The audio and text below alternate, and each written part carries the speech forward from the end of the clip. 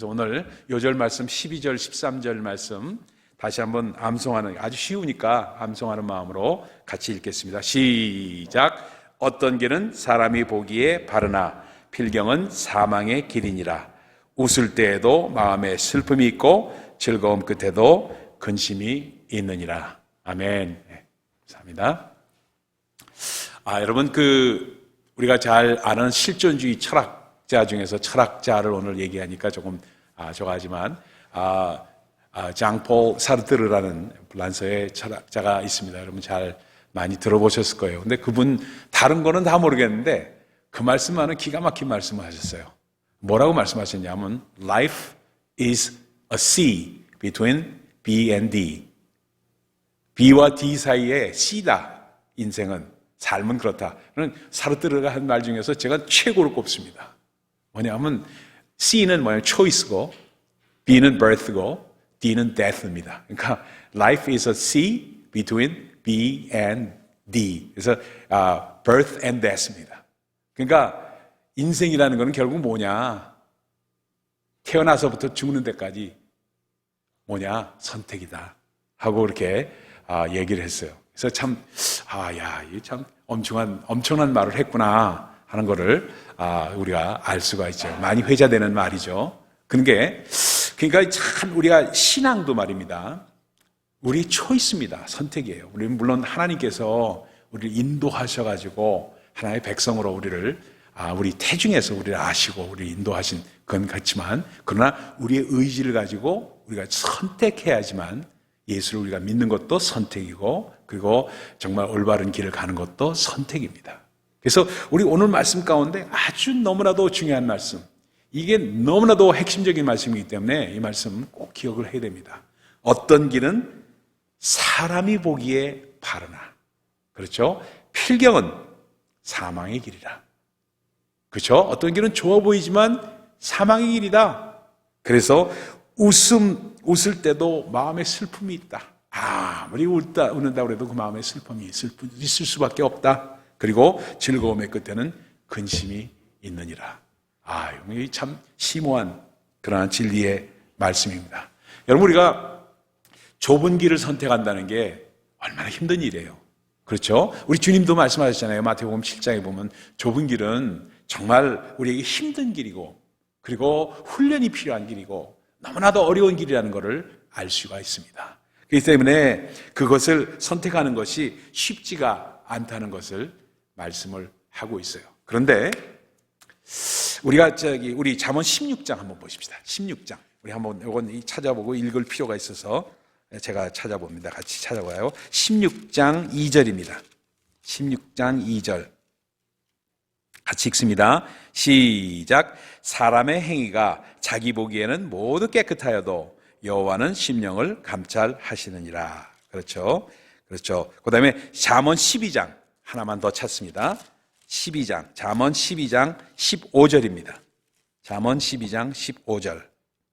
같이 읽습니다. 시작. 미련한 자는 자기 행위를 바른 줄로 여기나 지혜로운 자는 권고를 듣느니라. 여러분, 잠언에서 말입니다. 오늘 쭉 좀 잠언을 우리가 묵상하잖아요. 잠언을 묵상하다 보니까 12장에는, 잠언 12장에는 전체적으로 어떤 말씀을 하고 있느냐 하면요. 12장, 13장, 14장을 전체적으로 볼 때 12장에 대한 것은, 13장에 대한 것은 친구에 대한 선택을 얘기합니다.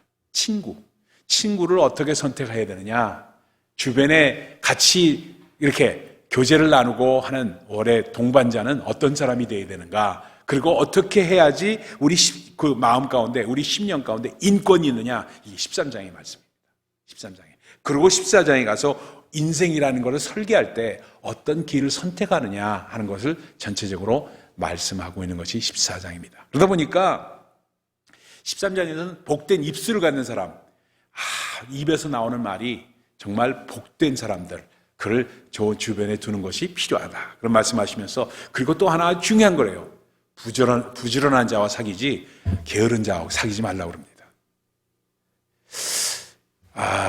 참 우리가 게으른 자, 우리가 이게 잘 생각해야 됩니다. 게으른 자는 사귀지 말라고 하는 얘기는 뭐냐면 부지런하면서 열심으로 부지런함으로 주를 섬기는 겁니다. 부지런한 자가 정말 주를 섬기는데도 반드시 열매를 먹습니다. 근데 시간을 정해도 시간 제대로 지키지 않고 1시간 늦게 나오고 2시간 늦게 나오고 이런 걸 보면 싹수를 보면 노래요. 그러니까 그건 하여튼 절대 시간 약속 철저히 지키는 것, 부지런한 사람 한 사람에 나타나는 그러한 모습입니다. 그러니까 시간 약속 늦게 하는 사람은 사람으로 무슨 얘기인지 아시겠죠? 그러니까 아주 중요해요. 그러니까 제가 목사들도 마찬가지예요. 목사들하고 약속해가지고 시간 제대로 지키지 않는 니은들, 그렇죠? 님들, 은 전부 제가 이렇게 마음속에 조금 제낍니다. 제껴요. 평가를 해야 되기 때문에. 왜냐하면 시간 약속을 했는데 시간 약속을 제대로 지키지 않으면은 어떻게 되냐? 부지런함이 없기 때문에 부지런한 자를 하나님께서 복을 주시기 때문에 절대로 그런 자들을 두라는 겁니다. 그 다음에 정직한 행실. 13장이 전체 그런 얘기예요. 정직한 행실. 그 다음에 꿈을 이루는 자, 말씀을 경외하는 자. 그런 사람을 복된 사람이기 때문에 그런 사람과 친구를 사귀라고 13장은 말씀하고 있습니다. 아주 구체적이에요.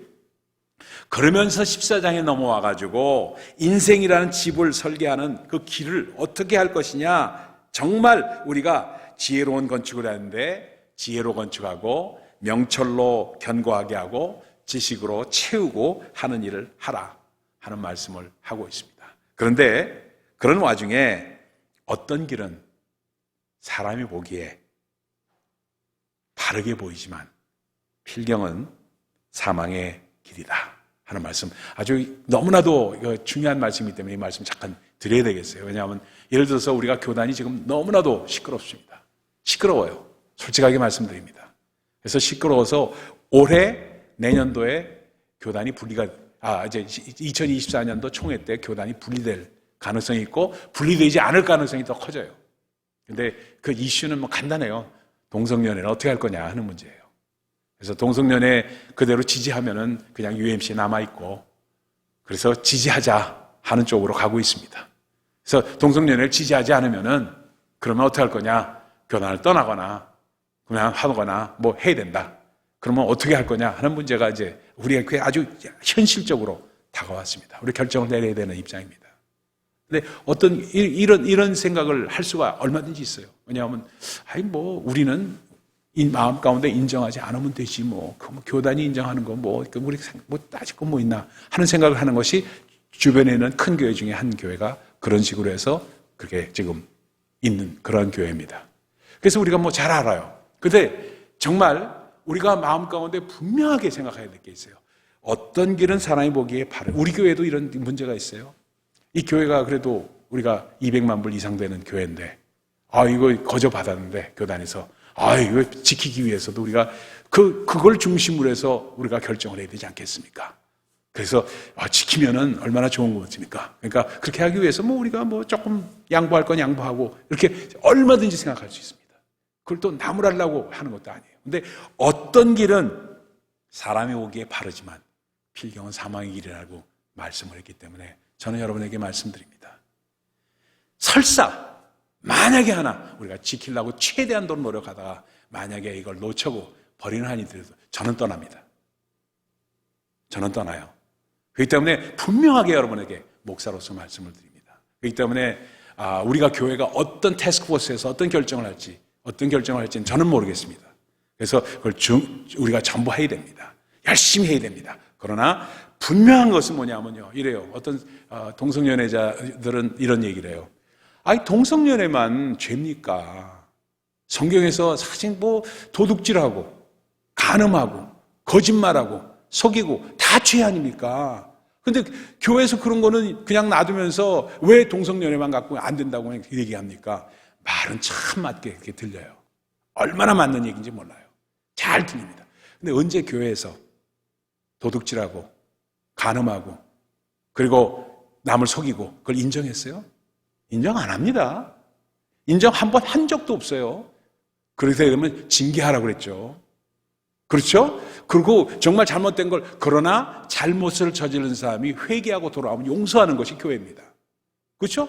그와 똑같이 동성연애도 회개하고 돌아오고 그리고 동성연애자를 우리가 품죠. 동성연애 자체를 잘못했던 거라고 그러지 동성연애자를 우리가 넌 죄인이니까 안 돼 하고 나가라고 하는 건 아니잖아요.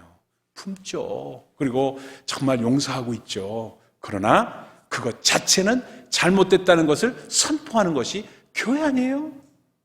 그거를 양보하면서 만약에 우리가 건물을 지키기 위해서 그건 뭐 교단은 저기 하고 우리 교회는 이렇게 그렇게 한다면 어떤 길은 뭐예요? 사람이 보기에 바르게 보이지만 필경은 사망이라고 그러잖아요. 그렇다면 우리가 답이 이미 나와 있는데 우리가 그냥 그렇게 해서 컴프로마이즈해서 그냥 그런 결정을 내린다면은 우리가 뭐를 결정하고 있는 거냐? 그러면 우상이, 이 건물이 우상이 되는 거 아니에요?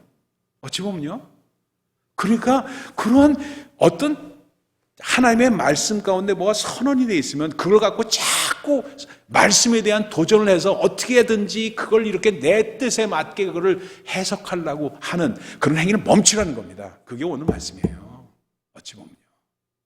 그러니까 하나님의 말씀이 선포가 되어 있으면은 그 말씀 가운데 순종을 하면서 그 외의 모든 것들이 거기에 맞춰서 우리가 선택을 하면서 결정을 하는 것이 올바른 일이다. 그렇죠. 그게 전제가 어긋나서 이것도 이런 경우도 한번 우리가 생각해보고 저런 것도 생각해보고 생각 다 해봐야죠. 물론 생각해봐야죠. 그러나 전제가 잘못되면 필경은 사망의 길을 선택할 수가 있다는 사실을 우리가 꼭 기억해야 됩니다. 그렇기 때문에 정말로 그 전제를 그러면 어떻게 하나님께서는 우리를 선택하게끔 하시고 그만 선택을 존중하시는데 선택을 어떻게 인도를 하시는가 이걸 잘 알아야 됩니다. 하나님이 인도하시는 하나님이십니다. 그렇기 때문에 인도하실 때 그 인도에 따라서 선택을 하는데 어떻게 할 것이냐 첫 번째입니다. 가장 먼저는요 말씀을 묵상하는 거예요. 잠언을 규칙적으로 읽으십시오. 잠언 31장이면요 하루에 한 장씩 읽으세요. 규칙적으로 읽으세요. 그리고요 규칙적으로 읽고 그리고 규칙적으로 하나님의 말씀을 묵상하고 하는 일들이 계속 이루어질 때 그 말씀이 우리 가운데 하나의 뭐가 되냐? 램프가 돼요. 우리는 노래를 하잖아요. Thy word is a lamp unto your path. 그러니까 하나님의 말씀이 너의 발의 등불이라고 분명히 얘기는 시편 119편 말씀하면서도 말씀을 묵상하지 않고 말씀을 두지 않으니까 그게 언제 램프가 되겠어요? 램프라고 고백을 했으면은 우리 발등에 등불이라고 했으면은 그 말씀이 우리 가운데 주장할 수 있도록 우리가 둬야 되는데 그것 자체를 안 하면서 말만 그냥 하나의 말씀은 우리 발의 등불이라 얘기만 하면 뭐하냐는 얘기죠. 여러분 이게 여러분을 나무라려고 하는 절대 그 얘기 아닙니다. 우리가 부족한 거를 메꿔 나가는 것이 필요하다. 그래서 우리 10년 가운데 말씀이 온전하게 쓰는 것이 그때 거기에 맞춰서 선택을 하는 것이지 선택이 그 말씀에 벗어난 선택을 해서는 사망의 길을 선택할 수밖에 없게 된다. 그것을 오늘 말씀하고 있다. 두 번째는요.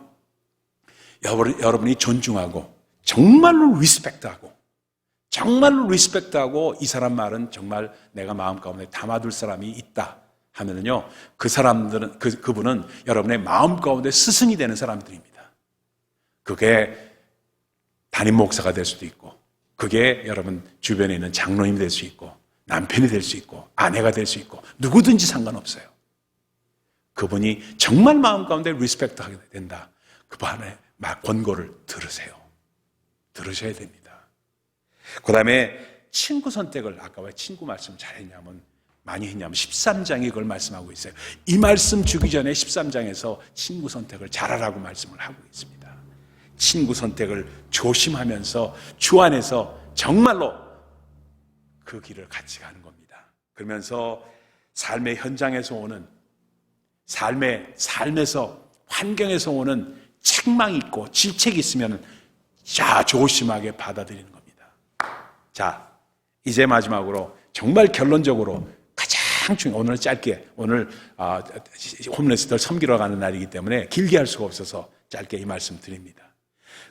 아주 중요한 것 오늘 마지막에 엑기스를 지금부터 말씀드립니다. 자 보세요. 그렇다면 우리 하나님께서는 자유의지를 주시고 우리에게 선택을 하라고 하셨는데, 그럼 이 선택을 어떻게 하라고 하셨는가? 하나님 그러면 인도하지 않은 건가? 인도하십니다. 말씀으로 인도하시고, 두 번째는 성령께서 우리를 인도하십니다. 성령이 우리에게 오시면은요, 가장 먼저 하시는 것이 뭐냐? 가장 먼저 하시기를 원하시는 것이 인도입니다. 인도. 다른 어떤 것이 아니에요. 인도하는 거예요. 그러니까 성령이 제일 먼저 오셔서 우리 가운데 제일 먼저 하시기를 원하시는 것이 인도예요. 그래서 로마서 8장 14절에 보면 사도 바울이 이렇게 말씀합니다. 성령의 인도함을 받는 자들을 하나님의 아들이라 일컬음을 받았다. 하나님의 자녀가 되면은 성령께서 제일 먼저 하시는 것이 인도라고 말씀을 하고 있어요. 그래서 성령께서 인도하시는데, 그러면 어떻게 인도하시느냐? How He leads. How the Holy Spirit leads our life. 이게 아주 굉장히 중요한 퀘스천이기 때문에 아주 거기에 대한 답은 빌립보서 2장 13절에 있습니다. 다 찾아봅시다. 너무 중요하기 때문에 찾아봅니다. 빌립보서 2장 13절. 빌립보서 2장 13절 찾아봅니다. 이 말씀은 아주 오늘의 엑기스이기 때문에 꼭 기억해야 될 말씀이에요. 2장 13절 같이 읽습니다. 큰 소리로 읽어요. 다 찾으신 줄 알고 시작. 너희 안에서 행하시는 이는 하나님이시니 자기의 기쁘신 뜻을 위하여 너희에게 소원을 두고 행하게 하시나니. 아멘. 다시 한번 읽읍시다. 너무 중요하기 때문에 시작. 너희 안에서 행하시는 이는 하나님이시니 자기의 기쁘신 뜻을 위하여 너희에게 소원을 두고 행하게 하시나니. 우리 하나님이 인도하시는 방법은 이거예요. 우리 안에서 행하시는 이는 결국 누구시냐? 하나님이 행하시는 겁니다. 하나님께서 행하시는 분인데, 하나님의 기쁘신 뜻을 위해서 우리에게 인도하시기 위해서 하시는 것이 뭐예요? 소원을 두신다는 거예요. 소원. 우리 마음 가운데 소원이 일어나면은 소원이 하나님의 인도라는 겁니다. 그러면은 소원 가운데 나쁜 소원이 있고 좋은 소원이 있는데, 이 소원, 우리 마음 가운데 일어나는 육신의 소원이 있느냐, 성령의 소원이 있느냐, 이걸 구분하는 것만 제대로 된다면은 성령의 인도를 항상 받을 수 있어요. 그래서 올바른 선택을 할 수 있다는 겁니다. 그래서 정말 하나님께서는 우리의 소원을 주시니까 소원을 통해서 구분하는 겁니다. 소원을 통해서. 그래서 내 마음 가운데 일어나는 소원이 있으면 어떤 소원이 있는데, 그 소원이 하나님의 말씀에 비춰서 올바른가, 이것만 분별하면 됩니다. 그렇기 때문에 하나님의 말씀이 우리 발에 등불이 되는 이유는 하나님의 말씀이 온전하게 되면, 그래서 좋은 존경하는 사람, 좋은 친구 이런 사람들에게 가끔가다 의뢰하는 거예요. 내가 이런 소원이 있는데 이게 하나님 보시기에 합당하겠습니까? 아니겠습니까? 이걸 물어보는 것도 말씀에 의해서 긴가민가 이게 다우트하게 되면은 그런 사람을 주변에 두라는 겁니다. 아멘입니까? 그렇게 될 때 우리의 선택은 올바를 수밖에 없어요. 올바를 수밖에 없고 늘 성령께서 인도하신 일이 일어나게 돼 있다. 예를 하나 들어봅시다. 지금 시간이 많이 가서 요것만 들어보고 막 하고 싶은 얘기가 너무 많아요. 여러분 잘 아시는 안젤리나 졸리 영화배우 아시죠? 모르는 사람은 뭐 간첩이죠. 네, 잘 아시죠? 안젤리나 졸리 정말 유명한 배우입니다. 이쁘고 참 멋있죠. 그분이 선택을 했어요. 어떤 선택을 했냐면 할머니가 유방암으로 돌아가셨고 자기 어머니도 유방암으로 돌아가셨어. 그러니까 자기도 유방암이 될 수 있다고 해가지고 유방암이 걸리지도 않는데 유방을 잘라버렸네. 여러분 그 사건 잘 아시죠? 모르시는 분도 계셨나? 네, 하여튼 잘 아시죠? 이 유방을 잘라버렸어요. 그 선택을 했어요. 그 사람은. 그러니까 자기는 유방암에 걸릴 거를 미리 제거해버렸다 해서 그걸 선택을 해버렸어요.